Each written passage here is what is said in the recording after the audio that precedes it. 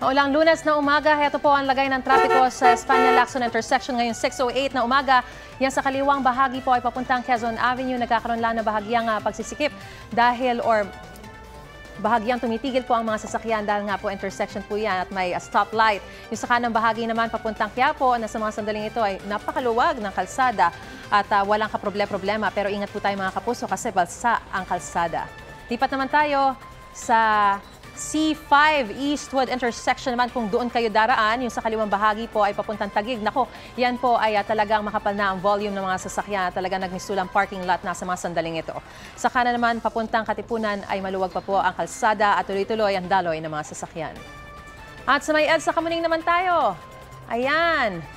Sa kaliwang bahagi po ay papunta Monumento, maluwag pa ang kalsada. Pero yung sa kanang bahagi na papunta Makati City, dyan po talaga nagbibigat na ang daloy ng mga sasakyan. Maluwag lang dyan sa bahagi ng bus carousel.